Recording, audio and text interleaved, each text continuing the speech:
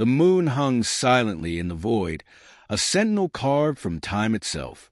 Its surface, scarred by ancient impacts, glimmered faintly in the cold light of the distant sun. For millennia, it had been a passive observer of Earth's triumphs and tragedies, a steady companion to the swirling blue gem below. Yet now, an unfamiliar unease pulsed through its core, a sorrow so profound that even the stars seemed dimmer in response. From the moon's vantage point, Earth was a masterpiece veiled in chaos. Its lands teemed with life, each creature bound by the threads of a delicate balance. But as the centuries churned forward, that balance faltered. Humanity, Earth's most curious and ambitious creation, had become a double-edged force, builders of wonders and sowers of destruction. The moon, ancient and unjudging, watched in helpless silence as humanity's war scarred the land. Their machines choked the air, and their greed drained the oceans. The moon was powerless to intervene. It lacked the limbs to cradle Earth's wounded lands, the voice to warn of impending collapse, or the means to quell the growing storm of despair below. A cosmic spectator, it bore witness to the slow unraveling of its companion, an ache of guilt settling deep within its barren crust. But this grief was eclipsed by a far greater shadow. A malignant force approached the solar system, a being of incomprehensible scale and hunger.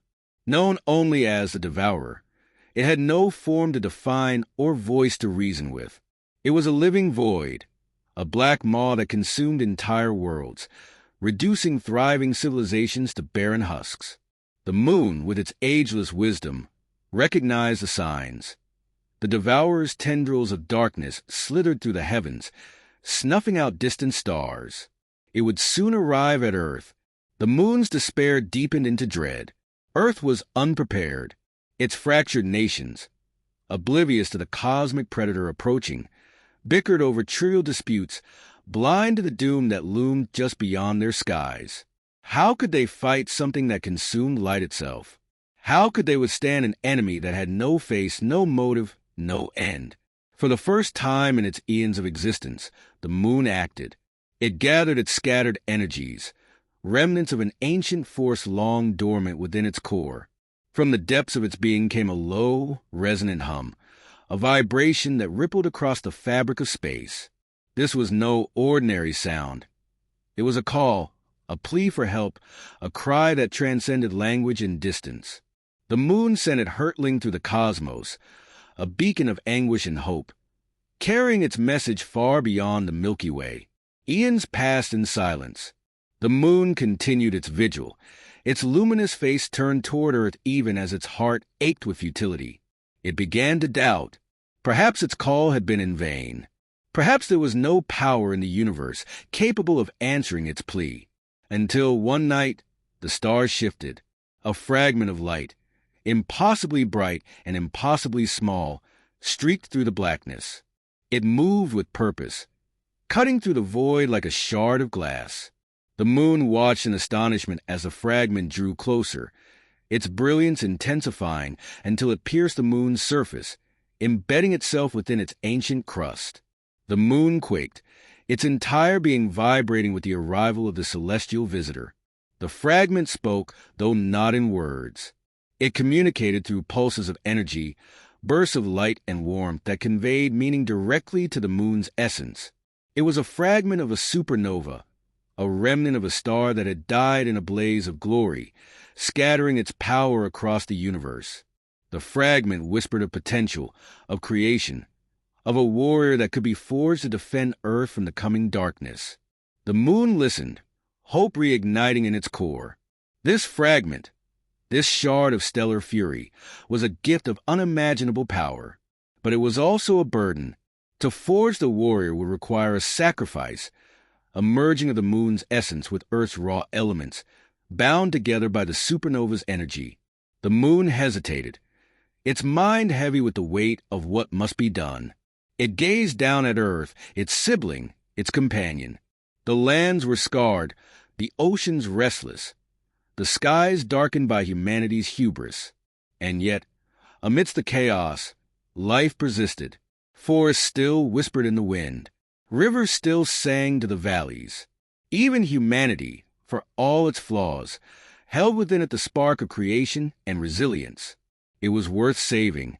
With a resolve forged by billions of years of silent watching, the moon began its work.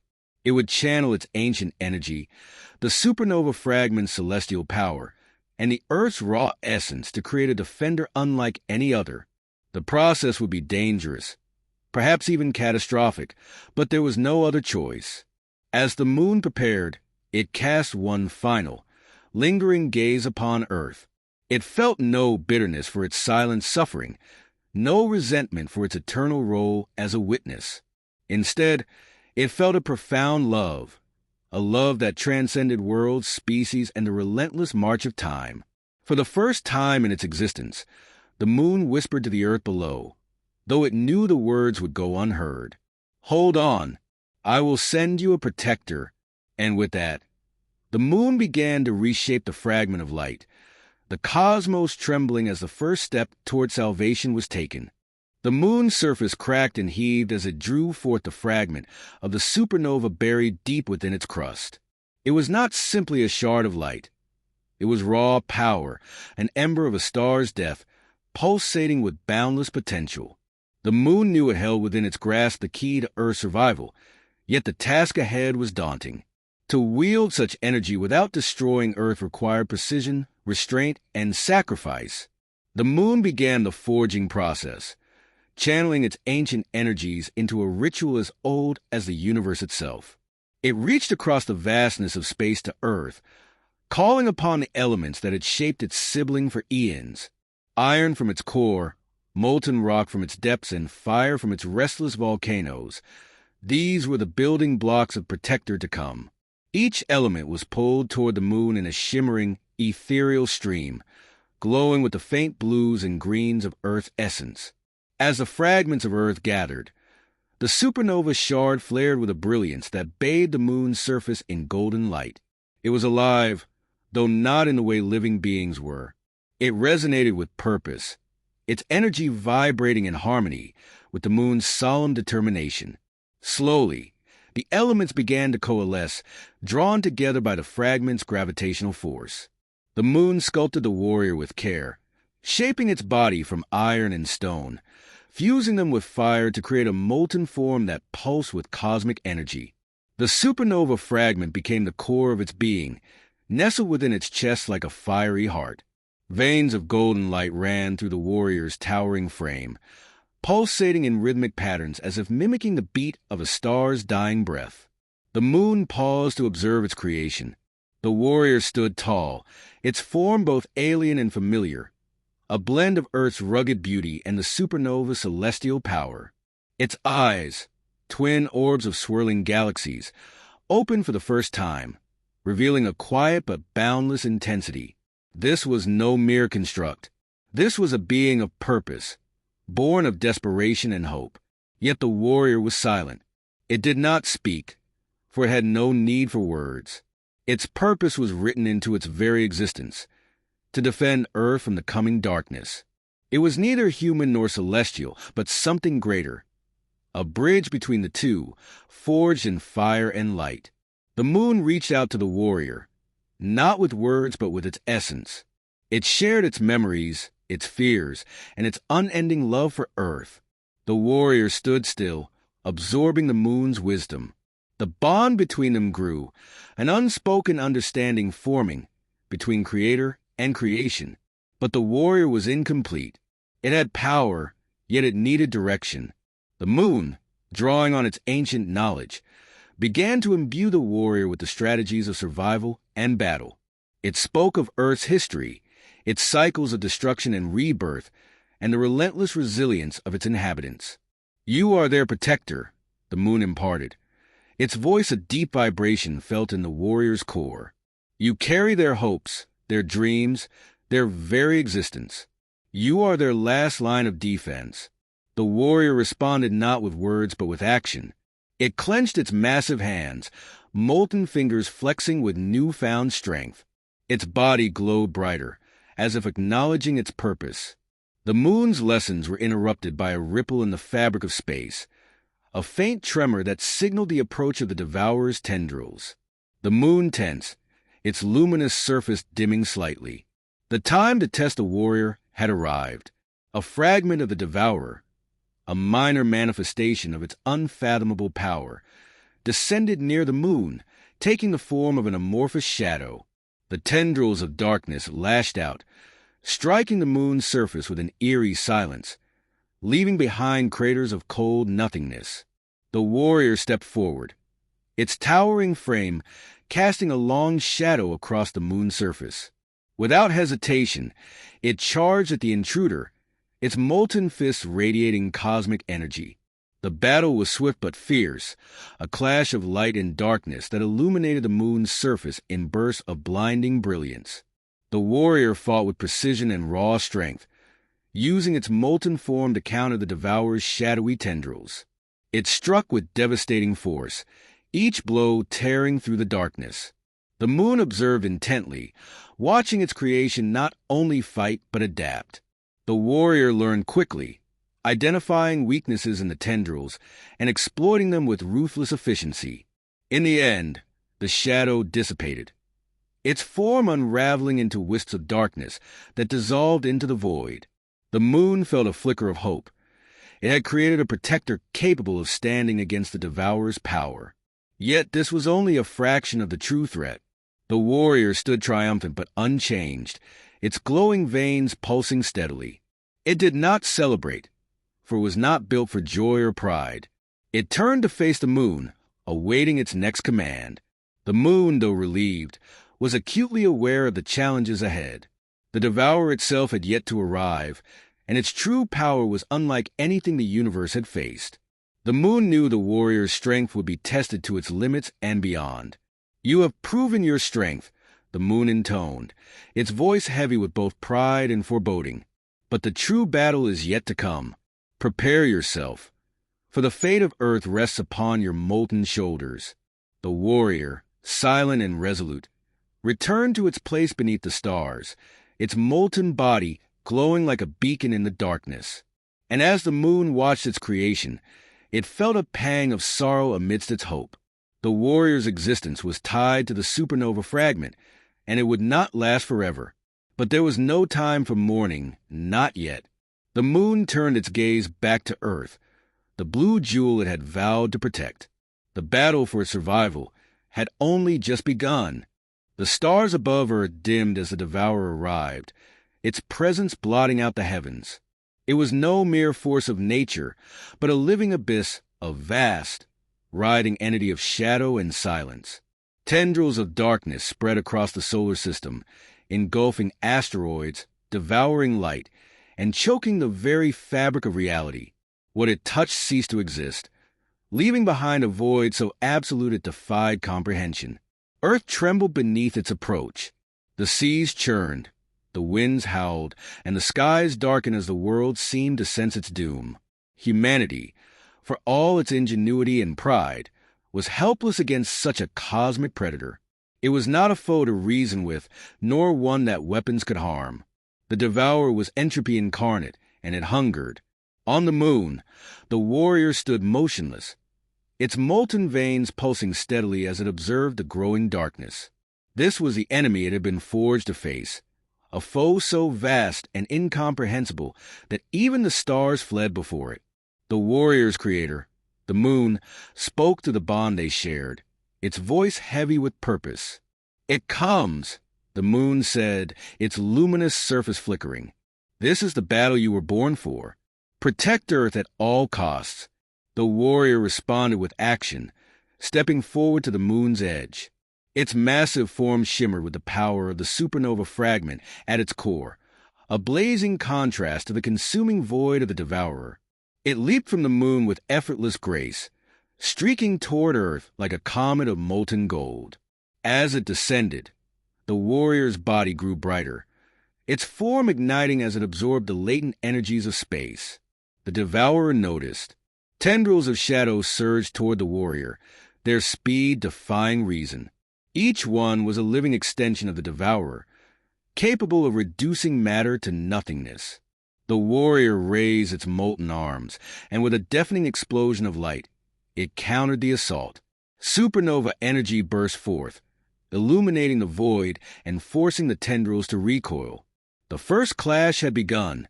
The warrior landed on Earth's surface, its impact creating a shockwave that rippled across the land. The devourer descended shortly after, its form unfurling above the atmosphere like an endless storm. It cast an oppressive darkness over the planet, extinguishing the sun's light and plunging the world into an unnatural eclipse. The warrior wasted no time. It struck first, unleashing a torrent of molten fire and cosmic light that tore through the devourer's tendrils. Each strike was precise, each movement deliberate, as the warrior fought to keep the entity at bay. The ground beneath it glowed with heat, and the air itself shimmered with energy as the warrior channeled the power of the dying star within. But the devourer was relentless. For every tendril the warrior destroyed, two more emerged. They coiled around mountains, drained rivers, and reached for the warrior with an insidious hunger. One struck the warrior's shoulder, and for a moment the molten surface dimmed, its light faltering. The warrior retaliated with a burst of energy, severing the tendril and stepping back to reassess the battle. The moon watched from above, its heart aching for its creation. It had given everything to forge the warrior, but even its ancient wisdom could not predict the outcome of this battle. The devourer shifted, its form becoming more concentrated, as if recognizing the warrior as a true threat. A great maw opened in its center, a swirling void that radiated absolute nothingness. From this void came a torrent of destructive energy, aimed directly at the warrior. The warrior raised its arms, forming a shield of molten light to intercept the attack. The impact was catastrophic. The ground quaked, splitting into vast chasms. Mountains crumbled, and the very air seemed to shatter with the force of the collision. Yet, the warrior held firm, its shield glowing brighter as it absorbed and redirected the energy back toward the devourer. This exchange continued, the battle escalating with each passing moment. The devourer's attacks grew more ferocious, its tendrils now infused with the stolen energy of the stars it had consumed. The warrior countered with raw power, using both the supernova fragment and Earth's elemental forces. It summoned winds to deflect shadowy strikes, molten lava to sear through tendrils, and bolts of lightning to pierce the devourer's void-like mass. Despite its strength, the warrior began to falter. Each attack drained the supernova fragment, its glowing veins dimming with every moment. The moon felt this decline keenly, its surface trembling with sorrow. "You cannot sustain this forever," the moon whispered. The warrior knew this truth. Its molten chest flared brightly, signaling its understanding. It had one final option, a concentrated blast of supernova energy that would annihilate the devourer but would also consume the warrior itself. The moon's voice reached out again, softer this time. "Are you sure?" The warrior stood tall, its glowing form radiating determination. It turned toward the moon, offering a silent farewell. Then, with a soundless roar, it unleashed its full power. The supernova fragment erupted, releasing an explosion of light and energy so intense that it momentarily turned night into day. The blast engulfed the devourer, tearing through its void-like form and unraveling its tendrils. The entity writhed, its darkness dissolving under the onslaught. With a final shudder, the devourer collapsed into itself, vanishing into nothingness. When the light faded, the warrior was gone. Only a smoldering crater remained where it had stood, the molten rock slowly cooling under the silent gaze of the moon. The earth, though scarred, was alive. The skies cleared, the winds calmed, and the sun's light returned, bathing the world in warmth once more. The moon, marked by the loss of its creation, cast a long shadow across the planet below. It mourned silently, its surface glowing faintly with sorrow and pride. The warrior had fulfilled its purpose, sacrificing everything to save the earth. The moon vowed to remember this act, its scarred surface a monument to the silent protector who had burned brightly, if only for a moment. The battle was over, but the legacy of the supernova warrior would endure for eternity.